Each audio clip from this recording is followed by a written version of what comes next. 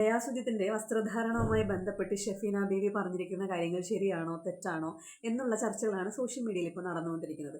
പക്ഷെ ഞാൻ കുറച്ച് മുന്നെയാണ് ഈ കാര്യം അറിഞ്ഞത് കേട്ടോ. പലപ്പോഴും എൻ്റെ വീഡിയോ അപ്ലോഡ് ചെയ്ത് കഴിഞ്ഞിട്ട് ബാക്കിയുള്ള കാര്യങ്ങൾ എന്താണെന്ന് സമയക്കുറവ് മൂലം എനിക്ക് അറിയാൻ കഴിയാറില്ല. പലപ്പോഴും ഇതുപോലെ പഴങ്ങിഞ്ഞി പരുവത്തിൽ എല്ലാവരും അറിഞ്ഞു കഴിഞ്ഞിട്ടായിരിക്കും ഞാൻ അറിയുന്നത്. കുറച്ച് മുന്നേ ഞാനിത് ഈ വീഡിയോ കണ്ടു കഴിഞ്ഞപ്പോൾ എനിക്ക് കുറച്ച് കാര്യങ്ങൾ സംസാരിക്കണമെന്ന് തോന്നി. അപ്പോൾ ഈ ഒരു സബ്ജക്റ്റ് ആയതുകൊണ്ട് തന്നെ കോൺട്രവേഴ്ഷ്യൽ ആയിട്ടുള്ള ടോപ്പിക് പറഞ്ഞ ആളെക്കുറിച്ച് ആദ്യം സംസാരിക്കണമെന്ന് തോന്നി ഷെഫീന ബീവി. അപ്പോൾ ഈ ചേച്ചി എനിക്ക് നേരിട്ട് അറിയില്ല, സംസാരിച്ചിട്ടൊന്നുമില്ല. പക്ഷെ ഞാൻ സ്ഥിരമായിട്ട് വീഡിയോസ്, മിക്ക റിയാക്ഷൻ വ്ളോഗ് ചെയ്യുന്ന ആളുകളുടെയും വീഡിയോസ് ഞാൻ കാണാറുണ്ട്. ഈ ചേച്ചിയുടെ ഞാൻ സ്ഥിരമായി കാണുന്ന ഒരാൾ തന്നെയാണ്. അപ്പോൾ ഈ ഒരു വസ്ത്രധാരണത്തെക്കുറിച്ചാണ് പുള്ളിക്കാരത്തി പറയുന്നത്. ദയാസുജിത്തിനെ തന്നെയാണ് പറയുന്നത്. പക്ഷേ അതിന് മുന്നേ ഞാൻ പറയുന്ന കാര്യങ്ങൾ നിങ്ങൾ പോസിറ്റീവായി എടുക്കണം. എത്ര പേർക്ക് ഞാൻ പറയുന്ന കാര്യങ്ങൾ കണക്റ്റ് ആവുമെന്നൊന്നും എനിക്കറിയില്ല. എങ്കിലും നമ്മുടെയൊക്കെ വീട്ടിൽ ഈ ഏജ് കാറ്റഗറിയിലുള്ള ആളുകളുണ്ട്. എന്ന് വെച്ചാൽ ഷെഫീന ബീവി എന്ന് പറഞ്ഞ ചേച്ചിക്ക് 60, 50, 55 വയസ്സ് ഉണ്ട് എന്നല്ല ഞാൻ പറയുന്നത്. നമ്മുടെയൊക്കെ എൻ്റെ മമ്മിയേക്കാൾ പ്രായക്കുറവാന്ന് തോന്നുന്നു കേട്ടോ അവർക്ക്. പക്ഷേ നമ്മുടെയൊക്കെ മമ്മിമാരുടെ അനിയത്തിമാർ, കുഞ്ഞാൻറ്റിമാർ, കുഞ്ഞമ്മമാർ, അമ്മായിമാർ, ആ ഒരു ഏജ് കാറ്റഗറി എല്ലാവർക്കും ഉണ്ട്, നമ്മുടെയൊക്കെ വീട്ടിലുണ്ട്.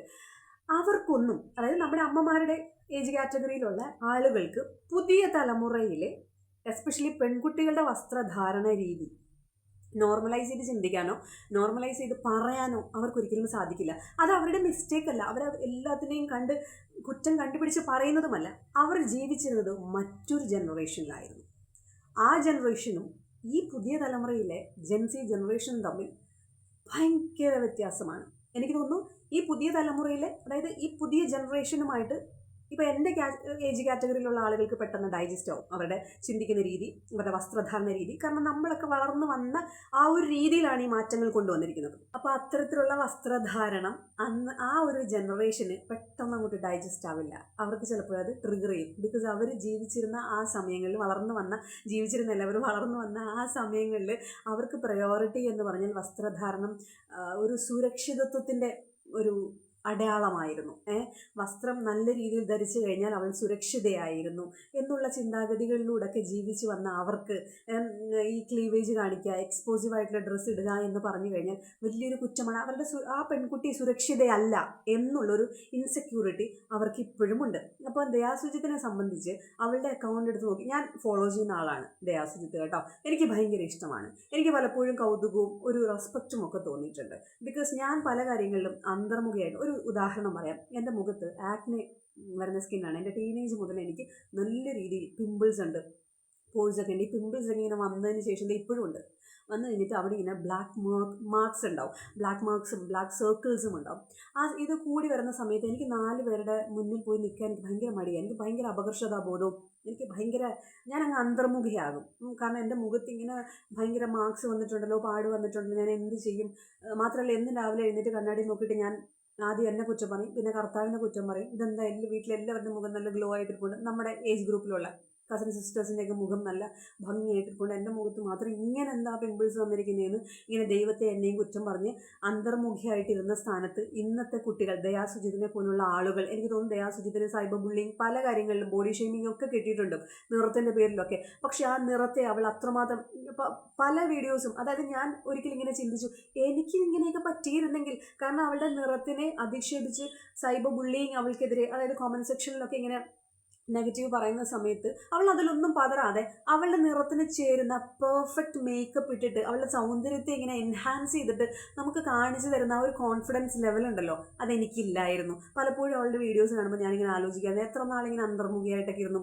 4 പേരുടെ മുന്നിൽ തലയൊന്ന് നീട്ടി സംസാരിക്കാൻ പോലും, എനിക്ക് എത്തി നോക്കാൻ പോലും എനിക്ക് പറ്റത്തില്ലായിരുന്നു. അപ്പോൾ ആ സ്ഥാനത്ത്, അതായത് മുഖത്ത് എന്താ ഇങ്ങനെ കുരു വരുന്നത്, ഇങ്ങനെ മാർക്കുണ്ടല്ലോ എന്നുള്ള ചോദ്യങ്ങളെ ഭയമായിരുന്നു. പക്ഷെ അതിനപ്പുറം ബുള്ളിങ് ഒക്കെ കിട്ടിയിട്ടും അവളുടെ, അതായത് മറ്റുള്ളവരുടെ കണ്ണിൽ കുറവെന്ന് തോന്നുന്ന കാര്യത്തെ ഏറ്റവും മനോഹരമാക്കി കുറ്റം പറയുന്നവരെ കൊണ്ട് എന്ത് സുന്ദരിയാണ് ഇവൾ എന്ന് പറയിപ്പിക്കുന്ന ഒരു പെൺകുട്ടി. അതുകൊണ്ട് തന്നെ എനിക്ക് അവളോട് ഭയങ്കര സ്നേഹമാണ്. മാത്രമല്ല അവളുടെ ഇൻസ്റ്റഗ്രാം നമ്മൾ നോക്കിക്കഴിഞ്ഞാൽ അതായത് കുറച്ച് എക്സ്പോസീവായിട്ട് ഡ്രസ്സ് ചെയ്തിരിക്കുന്നത് എനിക്ക് തോന്നുന്നു. ഈ ഷഫീന ചേച്ചി പറഞ്ഞിരിക്കുന്ന ആ ഒരു ഡ്രസ്സ് കുറച്ച്, അതിനെന്താ ഡ്രസ്സിന് പറയുന്ന പേരെന്ന്, കുറച്ച് ട്രാൻസ്പെറൻ്റ് ആയിട്ടുള്ള, അതൊരു പ്രൊഫഷണൽ ഫോട്ടോഷൂട്ടിൻ്റെ ഭാഗമായിട്ട് ആ കുട്ടി എടുത്തിരിക്കുന്നതാണെന്ന് തോന്നുന്നു. ഞാൻ നേരത്തെ കണ്ടുള്ളതാണ്. കാരണം ഈ കുട്ടി 2-3 വർഷം മുന്നേ ഇറ്റലിയിലായിരുന്നു എന്ന് തോന്നുന്നു. അതെ, ഇറ്റലിയിലായിരുന്നു. അപ്പോൾ അവിടെ വെച്ച് എപ്പോഴും അവൾ ഫോട്ടോഷൂട്ട് ചെയ്ത ഒരു പോസ്റ്റാണ് അവൾ പിൻ ചെയ്തിരിക്കുന്നത്. ഇൻ്റർനാഷണൽ മോഡൽസിനെയൊക്കെ പോലെ വസ്ത്രം ധരിച്ചിട്ടുള്ള ഒരു ഫോട്ടോ. അപ്പോൾ അത് പിൻ ചെയ്ത് വെച്ചിരിക്കുന്നതിൻ്റെ കാര്യം എന്ന് പറഞ്ഞാൽ മോഡലിങ്ങിലൊക്കെ സാധ്യതകളുണ്ടെങ്കിൽ അവളുടെ പേജ് നോക്കിക്കഴിഞ്ഞാൽ പെട്ടെന്ന് അക്കൗണ്ട് നോക്കിക്കഴിഞ്ഞാൽ പെട്ടെന്ന് നോട്ടീസ് ചെയ്യുമല്ലോ. അപ്പോൾ അതിനായിരിക്കും അങ്ങനെ പിൻ ചെയ്ത് വെച്ചിരിക്കുന്നത്. വാട്ട് എവർ, അവളുടെ ഇഷ്ടമാണല്ലോ അത്. ആ ഒരൊറ്റ ഫോട്ടോ അല്ലാതെ ബാക്കി ഒരൊറ്റ വീഡിയോസോ ഒരൊറ്റ ഫോട്ടോയിലോ ഒന്നും അവൾ എക്സ്പോസീവായിട്ട് നിൽക്കുന്നതോ മോശമായിട്ടുള്ള രീതിയിലുള്ള വസ്ത്രധാരണമോ അല്ലെങ്കിൽ ഫോട്ടോഷൂട്ടുകളോ ഒന്നും ഞാൻ ഇന്നുവരെ കണ്ടിട്ടില്ല. അവൾ വളരെ റാൻഡമായിട്ട് വളരെ റോ ആയിട്ടുള്ള വീഡിയോസാണ് ഇടുന്നത്. പലപ്പോഴും അതായത് വീട്ടിൽ നിൽക്കുന്ന വേഷത്തിൽ അവൾ വീഡിയോസ് ചെയ്യാറുണ്ട്. ഒരു വീഡിയോയിൽ അവൾ നൈറ്റി ഇട്ടുകൊണ്ട് ഓട്ടോറിക്ഷയിൽ പോയി ഷോപ്പ് ചെയ്യുന്നു, ഡാൻസ് ചെയ്യുന്നു. അതുപോലെ അവളുടെ അച്ഛൻ ഓടിയുടെ ഒരു കാർ എടുത്തു കഴിഞ്ഞപ്പോൾ അവളത് ഡ്രൈവ് ചെയ്യുന്നു. അമ്മയുടെ കൂടെയുള്ള മൊമെൻറ്റ്സ് വളരെ സാധാരണ വ്ളോഗ്സ്, എല്ലാ വ്ളോഗേഴ്സും കോണ്ടന്റ് ക്രിയേറ്റേഴ്സും ഇടുന്നത് പോലെയുള്ള വീഡിയോസ് മാത്രം. ഒറ്റ പോസ്റ്റ് മാത്രമേ ഉള്ളൂ. അത് കാണുമ്പോൾ ഇതൊരു പ്രൊഫഷണൽ ഫോട്ടോഷൂട്ടാണ്. അതിനപ്പുറത്തേക്ക് ആ ഒരു ഡ്രസ്സ് ധരിച്ചുകൊണ്ട് അവൾ പുറത്ത് പോകുന്നില്ല, അവൾ കോളേജിൽ പോകുന്നില്ല, റെസ്റ്റോറൻറ്റിൽ പോകുന്നില്ല, പബ്ലിക് ട്രാൻസ്പോർട്ടേഷൻ യൂസ് ചെയ്യുന്നില്ല. ഇതൊന്നും അവൾ ചെയ്യുന്നില്ല. അവളുടെ അക്കൗണ്ടിൽ ആ ഒരു ഫോട്ടോ പോസ്റ്റ് ചെയ്തിരിക്കുന്നു. പക്ഷേ അതിനെ കാണുന്ന ആ ഒരു ഏജ് കാറ്റഗറിയിലുള്ള ആളുകൾക്ക് അത് പെട്ടെന്ന് ഡൈജസ്റ്റ് ആവില്ല. ഒരു ഉദാഹരണത്തിന് എൻ്റെ വീട്ടിൽ എൻ്റെ ചെറിയ പ്രായത്തിൽ നമ്മൾ ജീവിക്കുന്നത് പുരോഗമന രാജ്യത്തായിരിക്കാം, പുരോഗമന ചിന്താഗതിക്കാരുടെ നടുവിലായിരിക്കാം. പക്ഷെ നമ്മുടെ വീട്ടിൽ പലതിനും നമുക്ക് അനുവാദം കിട്ടാറില്ല. ഒരു ഡ്രസ്സ്, ഒരു സൽവാർ വാങ്ങിച്ച്, നാട്ടിൽ വരുന്ന സമയത്ത് ഒരു സൽവാർ വാങ്ങിച്ചു കഴിഞ്ഞാൽ അത് ഷേപ്പ് അടിക്കാൻ സമ്മതിക്കാറില്ല. ഷേപ്പ് അടിച്ച് കഴിഞ്ഞാൽ ഇച്ചിരി ഒന്ന് ടൈറ്റായി, എനിക്കൊക്കെ ആണെങ്കിൽ ഇച്ചിരി കംഫർട്ടബിൾ ആയിട്ട് തോന്നുന്നതെന്ന് പറഞ്ഞാൽ നമ്മുടെ ഷേപ്പായിട്ടിരിക്കണം ഡ്രസ്സ്. അപ്പോൾ ഒന്ന് ഷേപ്പ് അടിച്ച് കഴിഞ്ഞാൽ എന്തൊക്കെ പറയുമെന്നറിയാമോ? എന്തിനിങ്ങനെ ടൈറ്റാക്കി വെച്ചിരിക്കുന്ന വസ്ത്രം ധരിക്കുന്നത് ഇങ്ങനെ ഷേപ്പാക്കി എക്സ്പോസ് ചെയ്യാൻ വേണ്ടിയിട്ടാണോ? ലൂസായിട്ടാണ് പെൺകുട്ടികൾ വസ്ത്രം ധരിക്കേണ്ടത്. ഇങ്ങനെയൊക്കെ പറഞ്ഞു കഴിയുമ്പോൾ സത്യം പറഞ്ഞാൽ നമ്മൾ ഏതോ ഒരു യൂണിവേഴ്സിൽ അങ്ങ് പെട്ട പോലെ നിൽക്കും. നമുക്ക് സങ്കടം വരും. എനിക്കെപ്പോഴും ഞാനിങ്ങനെ ചിന്തിക്കാറുണ്ട്, എക്സ്ട്രാ സ്മോളും ഒക്കെ മാത്രം ആവശ്യമുണ്ടായിരുന്നു. ഞാൻ എക്സ്ട്രാ ലാർജൊക്കെ ഇട്ട് പോയിട്ടുണ്ട് ഡ്രസ്സുകൾ. അപ്പോൾ ഒന്ന് ആലോചിച്ച് നോക്കിയാൽ നമ്മുടെ ശരീരത്തിന് ചേരാത്ത, പക്ഷേ മാതാപിതാക്കളുടെ കണ്ണിൽ അതാണ് സുരക്ഷിതത്വം. അത്രയും ലൂസ് ഡ്രസ്സ് ഇടുമ്പോൾ അവളുടെ ശരീരഭാഗങ്ങളൊന്നും പെട്ടെന്ന് മറ്റുള്ളവരുടെ ശ്രദ്ധയിൽ പെടില്ല എന്നുള്ള ഒരു പ്രയോറിറ്റിയാണ് അവർ അവിടെ കാണുന്നത്. അപ്പം നമ്മുടെ മാതാപിതാക്കൾ നമ്മളോട് ആ സ്വാതന്ത്ര്യത്തിൻ്റെ പുറത്താണ് സംസാരിക്കുന്നത്. ഇത്രമാത്രം ടൈറ്റ് ഡ്രസ്സ് ഇട്ടുകൊണ്ട് പോകുന്നത് എന്തിനാ? അത് തന്നെ വേറെ ഏതെങ്കിലും വീട്ടിലെ പെൺകൊച്ചിനോട് പോയി ചോദിച്ചാൽ അവർ വെറുതെ ഇരിക്കുമോ? അപ്പോൾ അതുപോലെയാണ് സോഷ്യൽ മീഡിയയിൽ എസ്പെഷ്യലി നമ്മൾ ഇതുപോലെയുള്ള അഭിപ്രായ പ്രകടനങ്ങൾ നടത്തുമ്പോൾ മറ്റൊരാളുടെ വസ്ത്രധാരണത്തെ ചോദ്യം ചെയ്യാൻ പാടില്ല. ഒന്നാമത്തെ കാര്യം. ഇൻ കേസ് അതിനെക്കുറിച്ച് അഭിപ്രായം പറയുകയാണെങ്കിൽ മാന്യമായിട്ടുള്ള പദങ്ങൾ പ്രയോഗിക്കുക. മോഡുലേഷൻസ്, അതുപോലെ ഉദാഹരണങ്ങൾ പോലും വളരെ വൾഗറാക്കി അവരുടെ കോൺഫിഡൻസിനെ ഇല്ലാതാക്കുന്ന രീതിയിൽ സംസാരിക്കുന്നത് വളരെ തെറ്റായിട്ടുള്ളൊരു കാര്യമാണ്. ആ ഒരു ഭാഗം ഈ ഷെഫീന ചേച്ചിയുടെ ഭാഗത്ത് നിന്ന് വന്നൊരു മിസ്റ്റേക്ക് തന്നെയാണ്. അപ്പം അതിനെക്കുറിച്ച് അവർ സംസാരിക്കാനുണ്ടായ കാര്യം എന്ന് പറഞ്ഞാൽ, ഞാൻ നേരത്തെ പറഞ്ഞ പോലെ ആ ഒരു ജനറേഷനിലുള്ള ആളുകൾ അങ്ങനെ അതിനെ കാണത്തുള്ളൂ. അതിനെ നോർമലൈസ് ചെയ്ത് സംസാരിക്കാൻ അവർക്ക് പറ്റത്തില്ല. അറ്റ് ദ സെയിം ടൈം ദയാ സുജിത്തിനെ കുറിച്ച് പറയുകയാണെങ്കിൽ അത്രമാത്രം കോൺഫിഡൻസ് ആ ഒരു ജനറേഷനെ നമുക്ക് ഒരിക്കലും ക്വാളിറ്റി കുറഞ്ഞവരെന്നോ അവർക്ക് വിവരമില്ലാതെയാണ് അവരിങ്ങനെ ഡ്രസ്സ് ധരിക്കുന്നതെന്നോ പറയാൻ പറ്റത്തില്ല. ഒരു ഉദാഹരണം കൂടി ഞാൻ പറയാം. നമ്മളൊക്കെ എൻ്റെയൊക്കെ ചെറുപ്പപ്രായത്തിൽ ഇപ്പോൾ ടീച്ചേഴ്സ് ആണെങ്കിലും നമ്മുടെ റിലേറ്റീവ്സ് ആണെങ്കിലും മാതാപിതാക്കളാണെങ്കിലും ചോദിക്കും ആരാകണം. അപ്പോൾ നമ്മളെന്താ പറയുന്നത്? ഡോക്ടർ ആവണം, പ്രൊഫസർ ആകണം, അല്ലെങ്കിൽ ഒരു സൈക്കോളജിസ്റ്റ് ആകണം, അല്ലെങ്കിൽ ഒരു ആസ്ട്രോനട്ട് ആകണം. അത്രയേ ഉള്ളൂ. ഡോക്ടർ ആകണം. ആയിക്കഴിഞ്ഞാൽ പിന്നെ അത് ആ സർവീസ് ഇങ്ങനെ ചെയ്ത് പിന്നെ റിട്ടയർമെൻറ്റ്, അത്രേ ഉള്ളൂ. അതിലങ്ങ് ഉറച്ചിരിക്കും, നമ്മൾ സ്റ്റിക്കായിപ്പോവും. പക്ഷേ ഇന്നത്തെ ജനറേഷനിലുള്ള കുട്ടികളോട് ചോദിച്ചു നോക്കുക, അവരവരുടെ അംബിഷൻ പറയും, ഞങ്ങൾക്ക് ഡോക്ടർ ആകണം. മാത്രമല്ല അതിനപ്പുറത്തേക്ക് അവർക്ക് എന്തൊക്കെയോ അച്ചീവ് ചെയ്യാനുണ്ട്. അതായത് ഈ ലോകം മുഴുവൻ പിടിച്ചടക്കാനുള്ള ഡ്രീമുമായിട്ട് നടക്കുന്ന ഒരു കൂട്ടം പുതിയ ജനറേഷനിലുള്ള കുട്ടികളാണ്. അവർക്ക് ഈ അനന്തമായിട്ടുള്ള ലോകത്ത് പറന്നടക്കാൻ, ഫ്ലൈ ഹൈ, അത്ര ഉയരത്തിൽ പറക്കണോ അത്രമാത്രം ഉയരത്തിൽ അവർക്ക് പറക്കാനാണ് ആഗ്രഹം. അങ്ങനെയുള്ള ചിന്താഗതിക്കാരാണ് ഇപ്പോഴത്തെ പുതിയ ജനറേഷനിലുള്ള ആളുകൾ. അതുപോലെ തന്നെ പൈസയെക്കുറിച്ച് പണ്ടൊക്കെ ഇപ്പോൾ എൻ്റെയൊക്കെ ചെറുപ്പകാലത്ത് പ്രായമുള്ള ആളുകൾ എപ്പോഴും പറയുന്ന, എന്തിനാ പൈസ ഇന്ന് പോകും നാളെ വരും.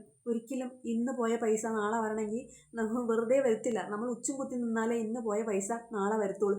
ഇത്രമാത്രം ഉണ്ട് ആ ജനറേഷന്. പണ്ടുള്ള ആളുകൾ പറയും സമാധാനം വലുത്, പൈസയ്ക്കൊന്നും ഒരു സ്ഥാനവും ഇല്ലെന്ന്. ഇന്നത്തെ ജനറേഷൻ വരും പറയും പൈസയാണ് വലുത്, സമാധാനം അതിന് ശേഷമേ. പൈസ ഉണ്ടെങ്കിലല്ലേ നമുക്ക് സമാധാനം കിട്ടൂ എന്നുള്ള റിയാലിറ്റി വ്യക്തമായിട്ട് മനസ്സിലാക്കി ജീവിക്കുന്ന ആളുകളാണ് പുതിയ ജനറേഷൻ. ഗീതയ, സുജിത്തൊക്കെ ഉൾപ്പെട്ടിരിക്കുന്ന പുതിയ ജനറേഷൻ. നമുക്ക് പലതും അവരിൽ നിന്ന് കണ്ടു പഠിക്കാനുണ്ട്. അവരെ വഴി നടത്താനും അവരുടെ തെറ്റുകൾ തിരുത്താനും ഒക്കെ പാരൻസിനെ കൊണ്ട് സാധിക്കും. അതായത് ഇത്രമാത്രം അഡ്വാൻറ്റേജസ് നാം പറയുമ്പോഴും ന്യൂസ് പേപ്പറിലും ചാനൽസിലും വാർത്തകളിലൊക്കെ നമ്മൾ കാണുന്നുണ്ട് ഇത്തരത്തിലുള്ള കുട്ടികൾ ചില തെറ്റുകൾ ചെയ്യുന്നത്. അപ്പോൾ അത് പഴയ ജനറേഷനിലുമുണ്ട്. തെറ്റ് ചെയ്യുന്നവരും ശരിയായിട്ടുള്ള നല്ല കാര്യങ്ങൾ തിരഞ്ഞെടുക്കുന്ന ആളുകളുമൊക്കെ എല്ലാ ജനറേഷനിലുമുണ്ട്. പക്ഷേ കുറച്ചുകൂടി അഡ്വാൻസ്ഡ് ആയിട്ടുള്ള ജനറേഷനാണ് ഇവരെ പോലെയുള്ള കുട്ടികൾ. അവർക്ക് എങ്ങനെ ജീവിക്കണം എന്നറിയാം. അതിനൊക്കെ അപ്പുറത്തേക്ക് നമ്മളൊക്കെ മറ്റാർക്കോ വേണ്ടി ജീവിക്കുകയായിരുന്നു. നമ്മുടെ ഡ്രസ്സ് സെലക്ട് ചെയ്ത് നമ്മുടെ മാതാപിതാക്കളായിരുന്നു അല്ലേ? അപ്പം അവർ പറയുന്ന രീതിയിലേ നമ്മൾ ഡ്രസ്സ് ചെയ്യത്തുള്ളൂ. ഒരു കോഴ്സ് തിരഞ്ഞെടുക്കുന്നത് പോലും മാതാപിതാക്കൾ പറഞ്ഞതിന് ശേഷമാണ്. അവരുടെ അനുവാദത്തിൽ അവരിഷ്ടപ്പെടുന്നത് മാത്രമായിരുന്നു. അന്നത്തെ ജനറേഷനിൽ ഒരു 90% കുട്ടികളും മാതാപിതാക്കൾക്ക് വേണ്ടി ജീവിച്ചിരുന്നവരാണ്. പക്ഷേ ഇന്നത്തെ ജനറേഷനിൽ അവരുടെ പ്രത്യേകത എന്ന് പറഞ്ഞാൽ അവർക്ക് വേണ്ടി ജീവിക്കുന്നു. അവർക്ക് കാലിബറുള്ള കാര്യങ്ങളെ അവർ ചൂസ് ചെയ്യത്തുള്ളൂ. അവർക്ക് പഠിക്കാൻ ഇഷ്ടമുള്ള, അവർക്ക് പഠിക്കാൻ പറ്റുന്ന കാര്യങ്ങളെ അവർ സെലക്ട് ചെയ്യത്തുള്ളൂ. അത് വസ്ത്രധാരണമാണെങ്കിലും അവർ കഴിക്കുന്ന ആഹാരമാണെങ്കിലും അവരുടെ ലൈഫ് സ്റ്റൈൽ എല്ലാം അവർക്ക് വേണ്ടി അവർ ജീവിക്കുന്നു. ശരിക്കും അതിനു വേണ്ടിയല്ലായിരുന്നു നമുക്ക് വേണ്ടി നാം ജീവിക്കുക എന്നുള്ള ഒരാശയമല്ലായിരുന്നു പണ്ട് മുതലേ വന്നിരുന്നത്. ഈ മാറുമറയ്ക്കാൻ വേണ്ടിയിട്ട് സമരം ചെയ്തു കഴിഞ്ഞപ്പോൾ കച്ചയുടുത്താണ് എല്ലാവരും പോയത്. അങ്ങനെയാണെങ്കിൽ ഇന്നും കച്ചയുടുത്തല്ലേ നടക്കേണ്ടത്? അപ്പം ആ ചിന്താഗതികൾ പുതിയ ജനറേഷനെ മനസ്സിലാകത്തുള്ളൂ. കുറച്ച് പഴയ നമ്മുടെ ജനറേഷന് തൊട്ട് പുറകിലുള്ള നമ്മുടെ മാതാപിതാക്കളുടെ ആ ജനറേഷനിലുള്ള ആളുകൾ അതിനെ നോർമലൈസ് ചെയ്ത് കാണില്ല. അതായത് വസ്ത്രധാരണം എന്നുള്ളത് ഒരാളുടെ കോൺഫിഡൻസ് ലെവൽ കൂട്ടാൻ ഉപയോഗിക്കുന്ന ചില ഘടകങ്ങളിൽ ഒന്ന് മാത്രമാണ് എന്നുള്ളത് നമ്മുടെ മാതാപിതാക്കൾ ഉൾപ്പെട്ടിരിക്കുന്ന ആ ഒരു ജനറേഷൻ ഒരിക്കലും നോർമലൈസ് ചെയ്യില്ല. അത് അവരുടെ തെറ്റല്ല. കാരണം ഞാൻ ആദ്യം പറഞ്ഞതുപോലെ അവർ ജീവിച്ചു വന്നിരുന്ന സമയത്ത് സുരക്ഷിതത്വത്തിനായിരുന്നു പ്രാധാന്യം കൊടുത്തിരുന്നത്. പെൺകുട്ടികളെ സംബന്ധിച്ച് അവർ സുരക്ഷിതരായിരിക്കണം. അതായത് 10-18 വയസ്സ് വരെ പഠിപ്പിച്ച് കഴിയുമ്പോൾ സുരക്ഷിതമായി ആരുടെയെങ്കിലും കൈകളിൽ ഏൽപ്പിക്കുക എന്നുള്ളതായിരുന്നു. സുരക്ഷിതത്വത്തിന് ഇമ്പോർട്ടൻസ് കൊടുത്തിരുന്ന ഒരു ജനറേഷനിൽ പെട്ട ആളാണ് ഷെഫീന ദേവി. അതുകൊണ്ടാണ് പുള്ളിക്കാരത്തി എങ്ങനെ പറഞ്ഞത് എല്ലാം ശരിയല്ല. ആ പറഞ്ഞ ഉദാഹരണങ്ങൾ പോലും വളരെ റോങ് ആയിട്ടുള്ള സ്റ്റേറ്റ്മെൻ്റ് ആയിരുന്നു. അപ്പോൾ അതൊക്കെ അവരുടെ ഭാഗത്തു നിന്ന് വന്ന തെറ്റ് തന്നെയാണ് എന്ന് ഞാൻ വീണ്ടും പറയുന്നു. ദയാ സുജിത്തിനെ പോലെയുള്ള കുട്ടികൾ, അതായത് കുറച്ച് നിറം കുറഞ്ഞ കുട്ടികൾക്ക് എന്തൊരു ഇൻസ്പിറേഷൻ ആണെന്നറിയാമോ ദയാ സുജിത്ത്? പല വീഡിയോസിൻ്റെ താഴെ എന്തോരം കുട്ടികളാണ് അതിന് കമൻറ്റ് ചെയ്തിരിക്കുന്നത്. ആ ഇൻസ്റ്റഗ്രാമിൽ അവരുടെ പേജ് നോക്കിക്കഴിഞ്ഞാൽ മനസ്സിലാവും എന്തോരം ഇൻസ്പിറേഷൻ ആണെന്നറിയാമോ? അതായത് നിറം കുറഞ്ഞോ അല്ലെങ്കിൽ എന്ത് കുറവുണ്ടെങ്കിലും, ഇപ്പോൾ എൻ്റെ കാര്യം എടുക്കുകയാണെങ്കിൽ എൻ്റെ ആ പ്രായത്തിൽ മുഖത്ത് 5-6 കുരുവും കുറച്ച് മാർക്കും വന്നു കഴിഞ്ഞാൽ പിന്നെ ഞാൻ പുറത്തിറങ്ങില്ലായിരുന്നു. അപ്പോൾ അങ്ങനെയുള്ള അന്തർമുഖരായി പോകുന്ന ആളുകൾക്ക് ഇൻസ്പിറേഷൻ തന്നെയാണ് ദയാ സുജിത്ത്.